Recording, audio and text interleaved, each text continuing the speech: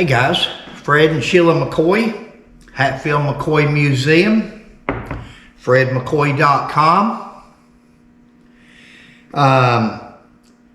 Again, this is a second video that I'm doing today. This will be, it's January the 2nd. It's only the second day of the new year, 2024. And I watched a video a few minutes ago, done a couple of days ago when I was reviewing a book, and I got excited over that book. And this is 2024, turned over a new leaf. I'm not saying I'm going to back down on questioning things, but I am going to do it in a different manner and quit getting all excited about it. I keep telling myself that, and Sheila helps me, but again, I don't know, over the years, this is just something that really, I don't know, everybody's got a pet peeve. This seems to have been mine. Guys, the story today, again, when I do these things, I don't mean to, I'm not attacking nobody personally. I may be attacking what they're selling, or what they're saying, and you know, everybody doesn't profess to be a historian. And, but just because you're not a historian, or you don't really care about the history part of it, you just want to tell the story and get a video out or a book out, should try as best you can to keep things factual.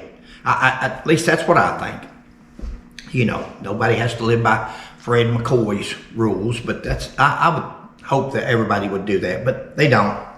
To start this story off, I'll just say, I normally would say who the blank is this, but I'll just say, who is this?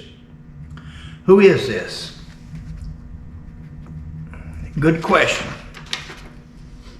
Good question, because I don't know neither. I don't know neither.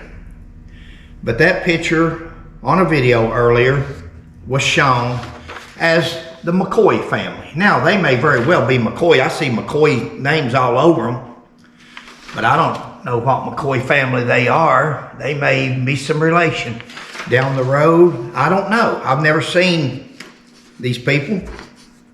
Never heard of these names. Don't know them. But on this video a few minutes ago, they showed a picture of Devil Ance's family. Had the correct family there. And they showed a picture of that family representing the McCoys, talking about the Hatfield McCoy feud. You know, there's your McCoy family. Jim McCoy, Randall McCoy. That's the McCoy well there at Hardy, Blackberry Fork. Randall McCoy well, Randall McCoy's son, left, hand in his pocket, front right, Randall McCoy himself. To the rear, looking down towards the ground.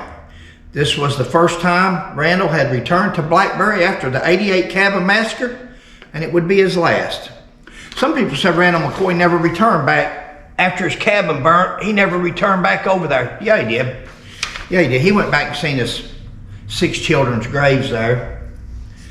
He went back and done that, went by the well, sold the property, and got out of there.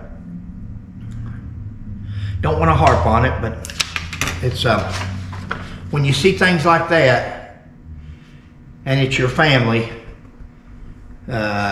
it's disheartening. I think it's very disrespectful.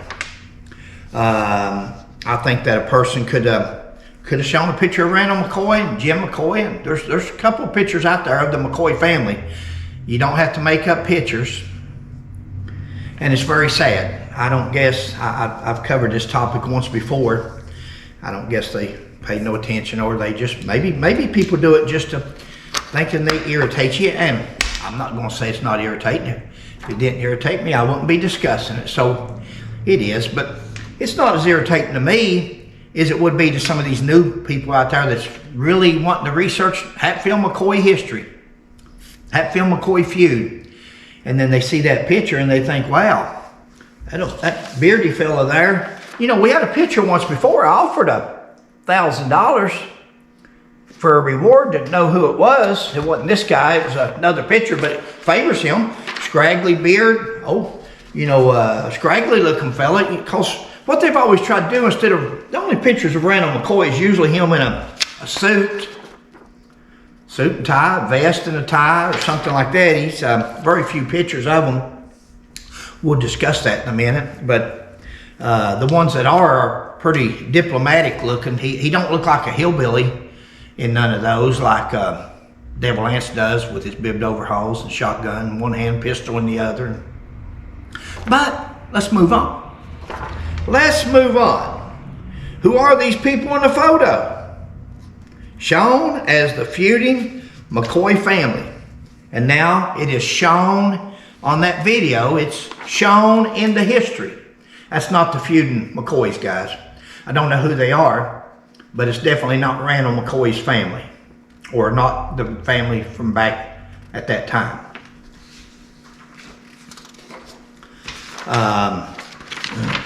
The first thing it said there was Hatfields lived in West Virginia, the McCoys lived in Kentucky.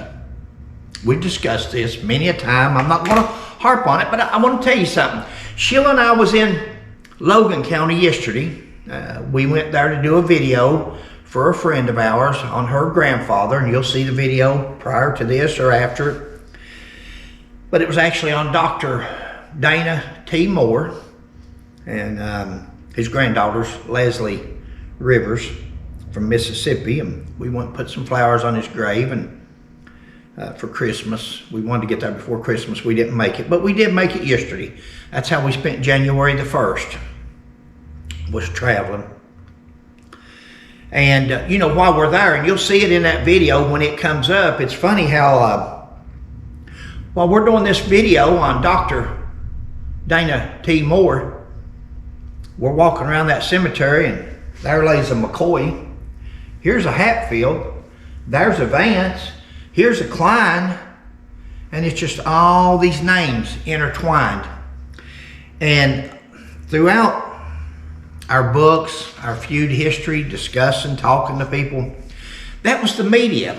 The media back in the day wanted people, and book writers, Altina Waller, different book writers wanted people to believe that it was West Virginia against Kentucky. West Virginia Hatfields, Kentucky McCoys. There was no state is segregated from having one surname or the other. There was McCoys all over West Virginia and Hatfields all over Kentucky. Over in West Virginia, you had Selkirk McCoy, his two sons. They're on the murder indictment where they helped kill 3 of their cousins at the pawpaw trees. Their dad, Asa McCoy, lived over on the Blackberry City side across from where the pawpaw trees killings took place. Jim McCoy said he could hear the gunshots. He went over to see Asa McCoy, see if he could talk to Devil Anse and try to get something worked out. They could hear the gunshots from where Asa McCoy. Now this Asa McCoy, not Asa Peter, not Asa Harmon, not Asa my grandfather. This is Asa McCoy, the brother to Uriah McCoy and Sarah McCoy, Randall McCoy's wife. Sarah, Uriah, and Asa were brothers and sisters. And in fact, this Asa, Uriah, my great-great-grandfather, this Asa's brother, that may have been who he named his son after. Asa McCoy, which is my great-grandfather. He married Nancy Hatfield, Preacher Anse's daughter. But Asa McCoy lived on the Kentucky side. Him and Devil Anse was big friends. Selkirk and Devil Anse, big friends, up until the point when they got caught by the police and brought back to Kentucky. And then Selkirk gave an interview to the Louisville Carrier Journal. Sheila's covered it before, but he tells his true feelings about Devil Anse Hatfield, what kind of fella he was. Glenn McCoy, Jim McCoy, Hubert Bay McCoy.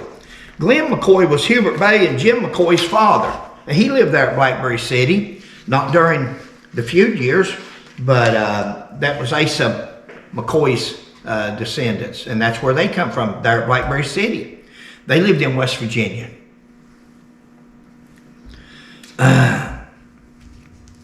You know, I've got several things here to cover. Several items with evidence. And you know, the funny thing about Sheila and my viewers, they like evidence. They don't want us to speak stuff into history. They don't want us to tell you something. They don't want us to elaborate on something that we don't know the facts to, or that we can't prove. And that's what we try to do. So here you are, you're seeing me laying all this stuff out, and you're thinking, wow, this is going to be a long video. Well, might be, but it's going to be informative. And Fred is not going to get upset, aggravated. Sometimes these people does excellent videos. And even in this video, there was some good information. But you know, it don't take but one mistruth to kill a person's credibility. One mistruth. You ever had friends or an employer or an employee and they steal from you? They talk about you. They did something and you say, never again. I'm through. Never fooling with them again. I'm done with them. Didn't deserve that. Shouldn't have done me like that. I've been too good to them. And then you think. And once you lose credibility, that person loses credibility, you don't trust them no more. And it's so much easier just to do a little research and get your information correct. And we don't have to make nothing up on the Hatfields and McCoys. I've always said, Sheila's always said it, the story's interesting enough, just telling it like it is. Cabin Massacre. Dog compliant Mayhorn. Way back, Wall was innocent. Says McCoy's secretive about pictures. Once again, Randall hid in a corn crib. Let's just go over that one. Once again, this gentleman, he says, Randall McCoy hid in the pig pen. Now, he's saying pig pen. It's always been the corn cribs, what I've always heard. Hidden the corn cribs, what they usually say. And how they got mixed up with the corn crib is that's where Calvin, when that Calvin run out of the house and run, that's where he was running to, the corn crib, to take cover and try to get out of the fire, try to protect, draw far away from the cabin and the kids that was in there. This gentleman says, it's a rumor. He said, this is just a rumor, but it's always been said that Randall ran and hid in the pig pen. Ran and hid in the pig pen while his family's been murdered, slaughtered, burned out, house set on fire. He runs and hides. Well, he didn't desert in the Civil War, but he ran and hide. If it's a rumor, my question would be, why spread it? If it's a rumor, why spread it any farther? If it's only a rumor and there's no fact to it. You know, Devil Anse deserted the Civil War with records to prove it. They deny it. They deny it. The Hatfields say, oh, he had leave. Oh, he just went home to check on his family. Oh, he done this. He had a ambiguous military career. No. He deserted. Civil War records to prove it. Documentation, evidence. But yet, you've got a rumor on Randall McCoy, and you acknowledge it's just a rumor that Randall McCoy run, but you tell it like it even could be true. It's a rumor. A lot of rumors come out of that feud. I like stuff with proof. I like stuff with evidence, but there is none there. You know, the only evidence dealing with that is the evidence that says that Randall McCoy come out of the house firing both barrels as the Hatfields were trying to leave. Fired both barrels. Hit Cat and Johnsy, both of them in the shoulder. He'd done shot Chambers on the roof, done shot Cotton Top. Now Calvin had shot Cotton Top because Cotton Top had his arm messed up. They had to drop him off at a doctor's office to get some mending done to it. So that wouldn't have been from the bird shot. That would have probably been from the rifle that Calvin had. I don't know that. It's nothing I know, but we know there's only 2 guns there. It was either Calvin or Randall McCoy. And Randall was shooting out the back door. He was covering the back of the house also, so very possibly could have been him. But I think with the extent of the damage that Cotton Top talks about in his statement, that they had to drop him off at the doctor's office. You know, Cap and Johnsy, the bird shot that went in them through their coats and stuff, I don't think it was enough to bother them. I don't know where to start, guys. Talks about Wall Hatfield. And you know, this is another fellow, way back, another gentleman says that Wall Hatfield was innocent. He wasn't even at the cabin massacre. Well, guys, he wasn't convicted of being at the cabin massacre. Remember, Wall Hatfield was convicted of helping to shoot and kill the 3 McCoy boys at the pawpaw trees. So he wouldn't have been. That was a smokescreen. This gentleman tells the Tazewell, Virginia News that his grandpa was an innocent man, and they found him guilty simply by politics or whatever. That he wasn't even at the cabin massacre. And he's correct. He was not at the cabin massacre. That's when Wall refused to go to the cabin massacre. But what Wall was found guilty of and went to prison for was killing the 3 McCoy boys, or helping. You know, Wall died on February 13th, 1890. That was only 5 days before Cotton Top was hung. This gentleman, he's talking about let's talk about this. Gentleman talks about Wall Hatfield. Says he's buried at Daniel Boone Cemetery. Daniel Boone Cemetery. It's not true, guys. I'm sorry. Simply not true.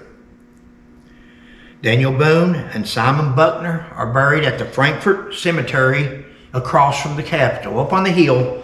If you're standing at the Frankfort Cemetery, you can look across the distance and you can see the big dome of the Capitol building. You can see Simon Buckner and his son's graves and their wives here, big old crypts. And if you look right to the side of them at about a 45-degree angle, you'll see Daniel Boone and his wife, Rebecca. You'll see their big monument standing there. Wall Hatfield is not buried at the Frankfort Cemetery. Wall Hatfield is buried in the parking lot of where the Kentucky State Penitentiary used to be. Now, we done a video on this. You can go back and watch. I think there's about 3 videos on it, but you know, that's where Wall Hatfield is supposed to be buried. They buried him in the prison cemetery. And later on in life, they done away with the prison and they started building the transportation cabinet in Frankfort. And they started excavating, putting buildings up, parking lots in, and when they did, they run upon some graves. Whoa. What did they do? Well, they took the bones of about 250. Sheila done a video on it. She done a real good video. And it's called Fort Hill. Fort Hill.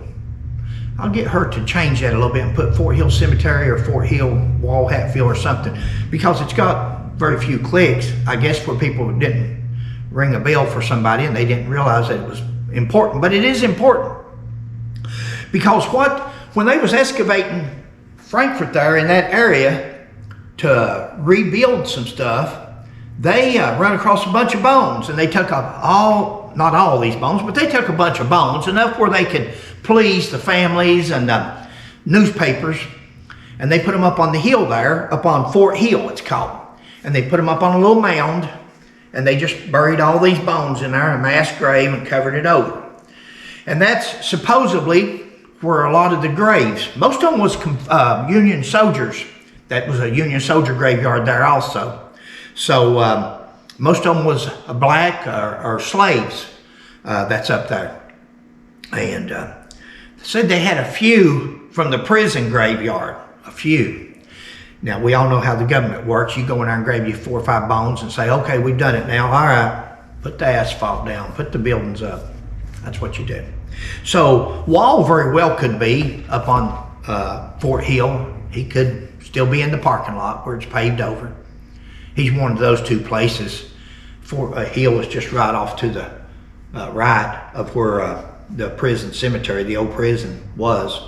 It's up here on this hill. The Frankfurt Cemetery's back on the other side of the town there a little bit. So that's incorrect.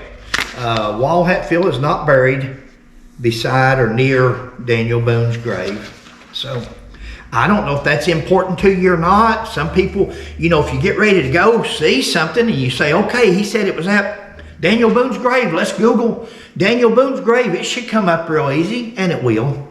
And it'll say Frankfurt Cemetery. Frankfurt Cemetery is not Fort Hill Cemetery. Now this gentleman goes on and he says that Johnsy got out of prison early for saving the warden. It's not true. You know, he didn't say that's a rumor. That's funny, ain't it? He said this as a fact. Johnsy got out of prison early for saving the warden. Not true, or at least not one shred of evidence to it. Notice how that's told us the truth, but yet everything else is made up or spreads rumors. This is a rumor, but it's, why do we spread it for? You know, he says that Johnsy got out of prison early because he saved the warden. Don't you think that would have made the newspaper? Something like that. Now, guys, listen. Again, I don't want to sound all self-righteous. Sheila and I, we can be wrong on things. We could be wrong. We've never seen no evidence to that. We've heard that story for years. We've never seen nothing on it. It's wrote into history in books, mostly Hatfield books. Or Altina Waller, which is the same as a Hatfield book. She copied off the. So, but there's no evidence at all that Johnsy ever saved anybody's life in prison, much less the warden. There's no evidence at all that he got early release because he saved the warden's life. In fact, this gentleman tells you he served 13 years. He served 13 years. Said he got out. Well, let's see what the, Johnsy was sentenced to life in prison. Johnsy was sentenced to life in prison. Let's see what these other ones were sentenced. Valentine Wall Hatfield. He was sentenced to life in prison. Right there. Life. Valentine Wall Hatfield was sentenced to life, and he did life in prison. He died. So he's the only one of them that actually served his sentence, him and Cotton Top. Alex Messer, he was sentenced to life in prison. He fooled around and escaped, and he's on the run. Let's talk about Doc and Pliant Mahon. Doc and Pliant, sentenced to life in prison. Life in prison. They did a little less than 14 years. A little less than 14 years.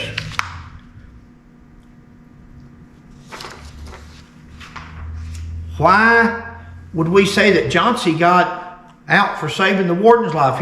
He acknowledges he done 13. I always heard 13 to 15, but okay, let's say 13. Let's don't go with a rumor. This man's saying 13. I don't trust everything everybody says, but even at 13, the rest of them's just serving right above 13. Did he serve 13 and 8 months? 13 and, because the rest of them got out right at 13 and 8 months, 14 years of a life sentence. We've never seen nothing. We would love to see that. We would love to see, when I put these things out here like this, we would love to see the paperwork, newspapers. I mean, you would think that Devil Anse Hatfield's oldest son, Romeo, the man that's so famous for having an affair with Randall McCoy's daughter and all this and that, you would think that That would have made the news. Big news back then, maybe. I've never found it. We haven't. But, you know, again, we could have overlooked it. I'd be willing to wager on it, but we could have overlooked it. Okay. He shows says there are two families trying to kill each other and their children. This gentleman says that these two families were trying to kill each other and their children. Two families. Or just one family. Or did I miss something? Because I don't recall Randall McCoy ever going to West Virginia and burning Devil Ance's cabin down, beating Devil Ance's wife, Levacy, up, killing any of their children. In fact, Devil Ance never lost no children in the entire feud, never lost a child. In fact, every time he killed one of Randall's children, he's usually having one within a month or two after that. They deliver one. They've got one in the belly. Randall McCoy's burying his, and Devil Ance is rejoicing having another one. It says Hatfield won.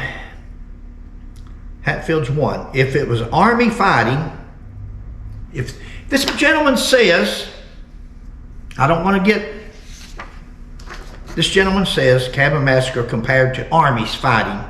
Hatfield's won. I got laughable. These were not armies. This gentleman says if this would have been two armies fighting, the army that killed the most people would have been the winner. So that means the Hatfields won. Hatfields did kill the most. They certainly did. Set their houses on fire, shot women and children, stripped boys down, tied them to trees, assassinated them. Sure did. You know, they went here to this cabin massacre, and he says if it's two armies fighting, let's discuss these two armies. Let's discuss these nine men that showed up in their prime. They're taking on a 66-year-old man. Old man. Old, broke down, broken-hearted old man. They're taking on a old 62-year-old woman. Ooh, better watch that one. Better double team her, guys. Don't let her get to... Okay. Don't let her get the jump on us. Old woman. They had 4 children. Calvin, Alifair, Adeline, and... Can't think of her. Gentleman reminded me about her yesterday, and now I can't think of her again, so... But anyway, he had 4 children there. He had 2 grandchildren, Cora and Melvin. So we got to watch. We got these 2 armies getting ready to fight. One army don't know they're in a war. One army's in bed asleep, cold winter night, trying to stay snug and warm. They don't know they're in a war. Usually when 2 armies are fighting, they know we're in a war. We got to be on guard. Somebody should be up keeping an eye out. We should have all of our guns loaded with buckshot. These 9 people show up and take on an old man, an old woman, 4 children, and 2 grandchildren. Wow. Well, tough, real macho men. Real macho men there.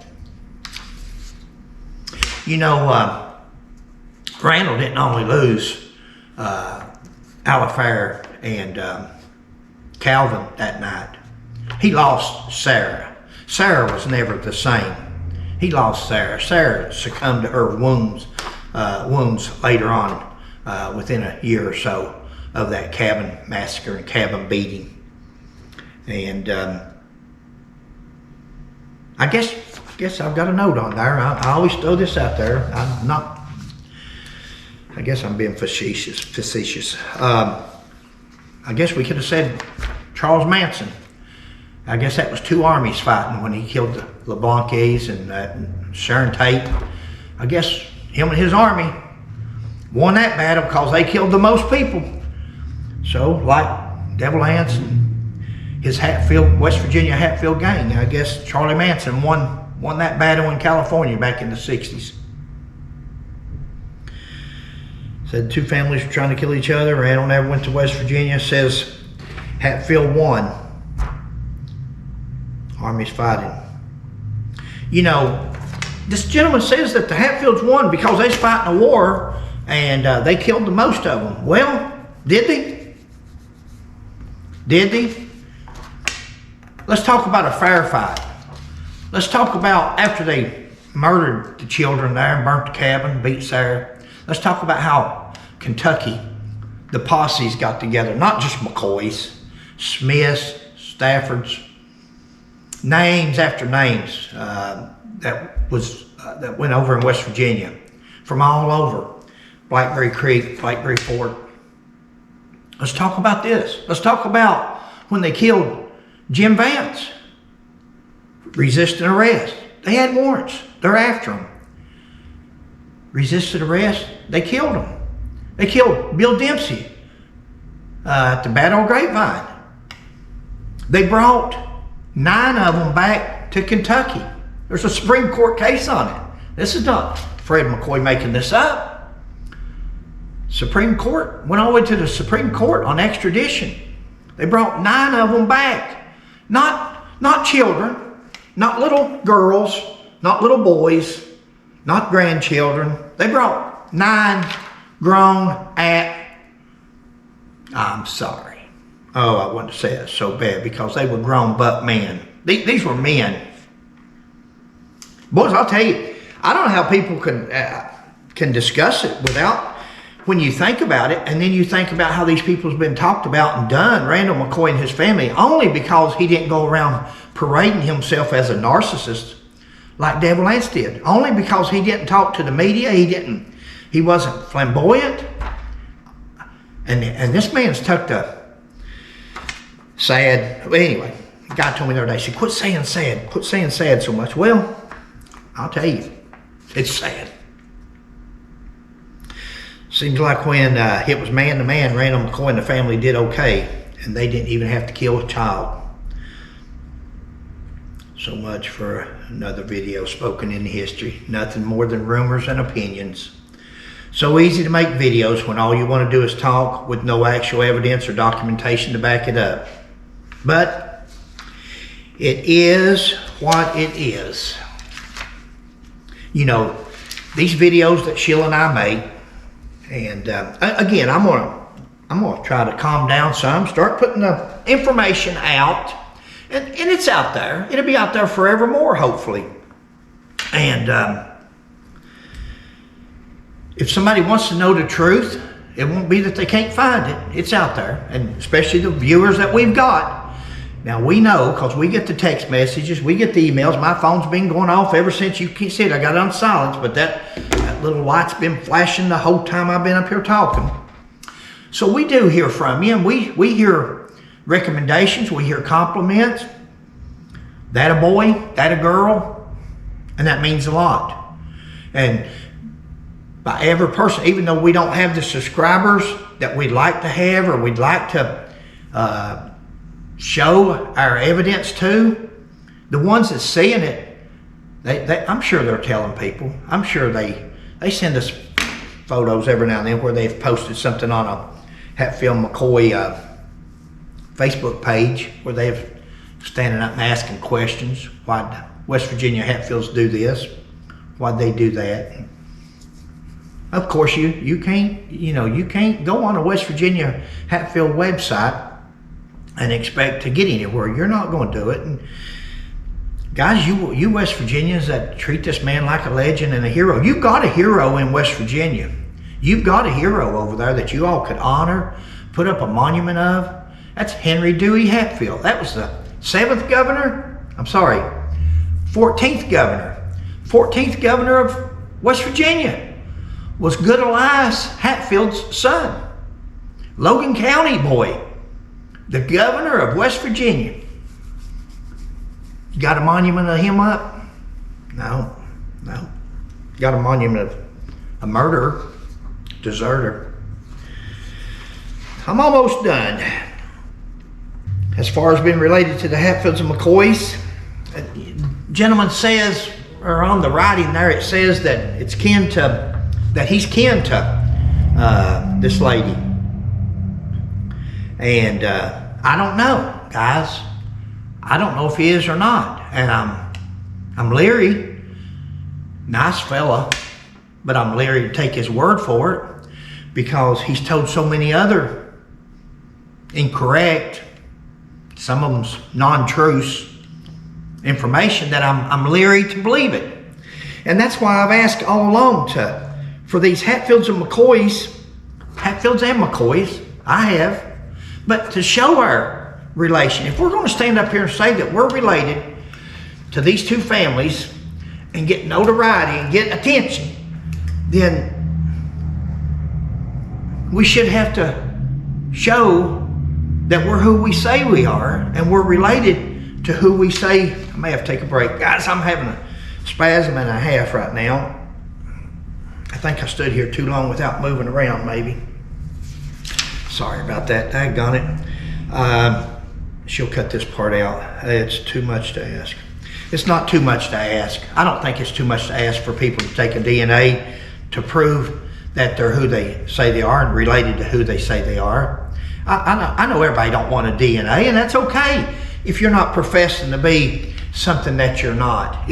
But if you tell me you're kin to somebody, I'd like to see that kin, because we've heard and we've heard and we've heard. I'm related to here. I'm related to there. I'm related. We've never seen nothing.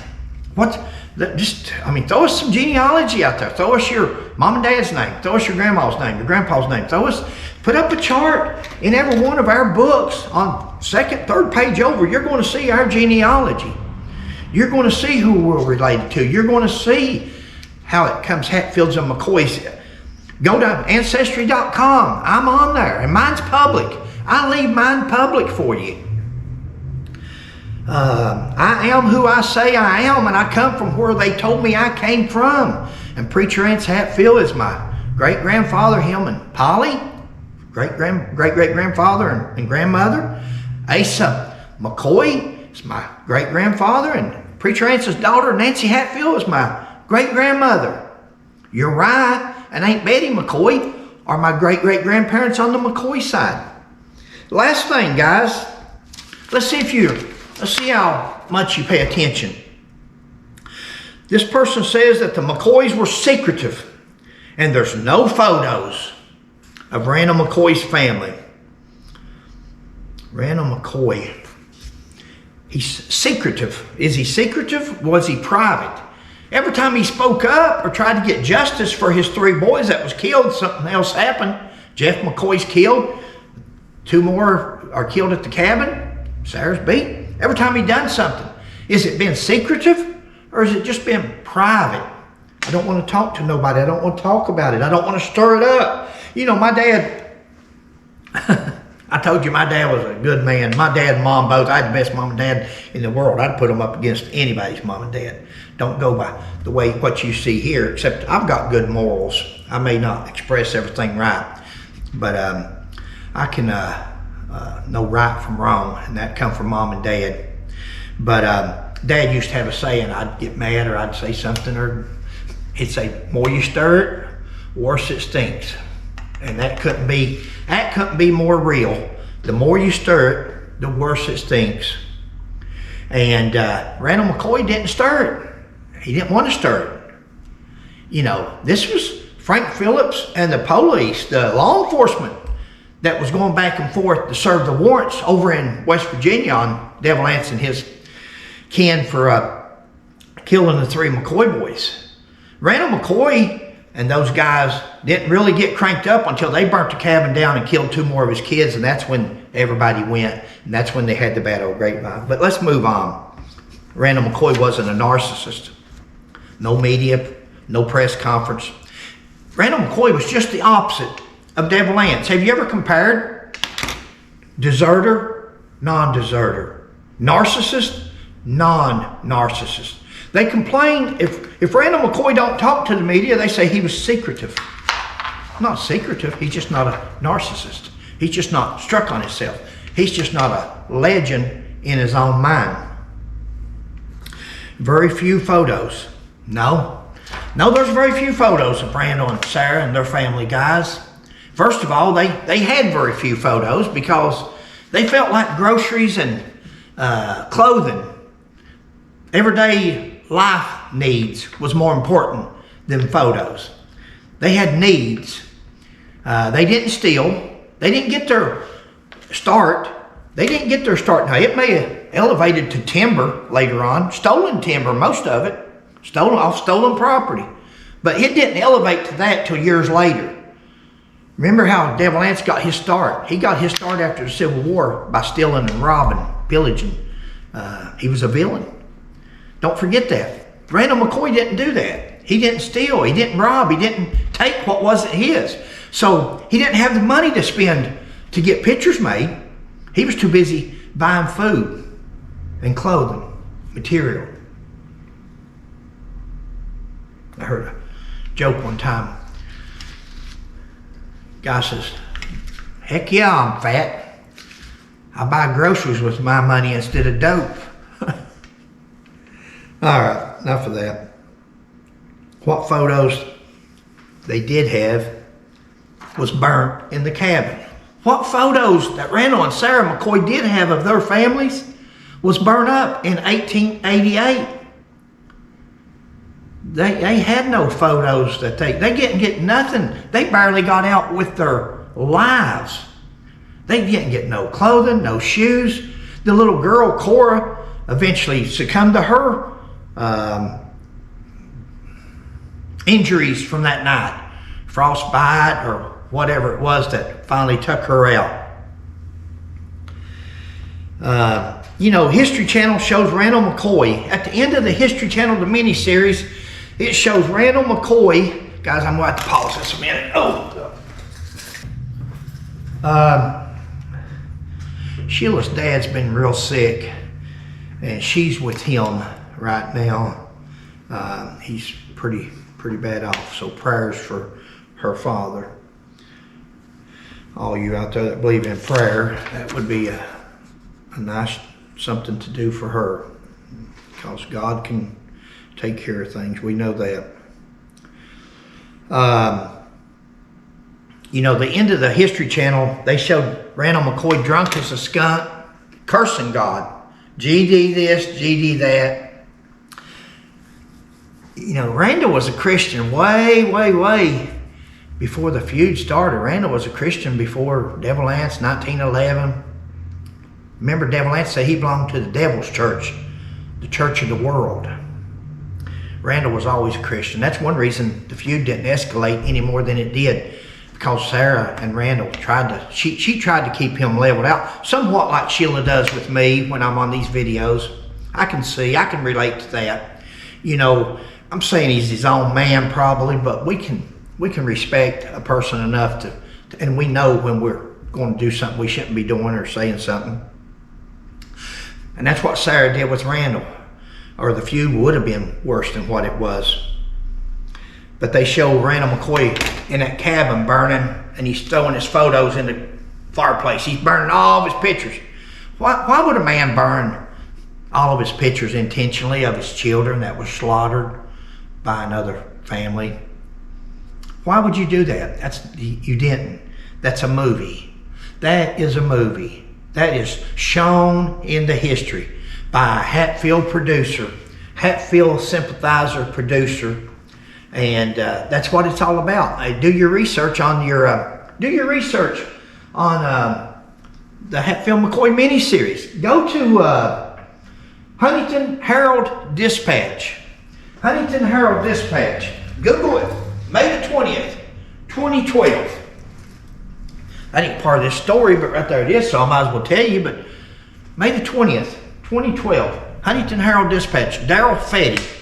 You'll also read in that story about Hubert Bay McCoy, where Alan Hatfield was shot in the back, supposedly. Fake made up story, but I'm not going to go over that. Sheila gets on to me when I keep going back to these stories. But that's a story dear to my heart, and Sheila's, because that's about the dirtiest thing that anybody's ever done. During, before, and even after the Hatfield McCoy feud is the story that they made up on Hubert Bay McCoy, a World War II hero, and by some fella that just wants to make, from Waynesboro, Virginia, that wants to make history, wants to be somebody, wants to stand up in front of these Kiwanis clubs and all these people and say, my grandfather was a police chief and He got shot in the back 3 times by McCoy in a brothel, and he turned around and shot and killed the McCoy. That's bullcrap. That's couldn't be farther from the truth. He killed Hubert Bay McCoy, an unarmed man, on the streets of Maitland. Shot him in the back of the head. And was found guilty and sentenced to 5 years hard labor in prison. But that's not what this gentleman tells. But that story's also in the Herald-Dispatch. You'll hear Daryl Fetty, one of the producers from the miniseries, and he talks about it. He says that when he knew Alan Hatfield, this is Alan Hatfield, when he knew Alan Hatfield still had, he was 80 years old and still had 3 bullets in him. Well, if I ain't mistaken, Alan Hatfield was 78 when he died. I think he died in 1978. Somewhere in that area. Why would a loving father destroy his pictures of his children? He didn't burn his pictures. He didn't have that many pictures. They were not as prosperous as Devil Anse Hatfield or the West Virginia Hatfields. They were not as prosperous because they were honest. They didn't steal, lie, cheat, take things that didn't belong to them. Now, that concludes this video. I hope that clears some of the things up when you watch other videos. And guys, just like we say, if we say something that's incorrect, please correct us. You're going to see some corrections. We've talked to a couple guys here in the last couple of days, and I think they've got some corrections for us. They've sent us some stuff, and we're going to go confirm it, make sure that we were incorrect, and when we do, we'll report back, and we'll tell you who. Well, I said 2, but one of them's not really a correction. It's just wanting us to cover certain things in the feud. The other guys is a correction. Thanks for joining us. Sheila will do the closing on it. See you next time.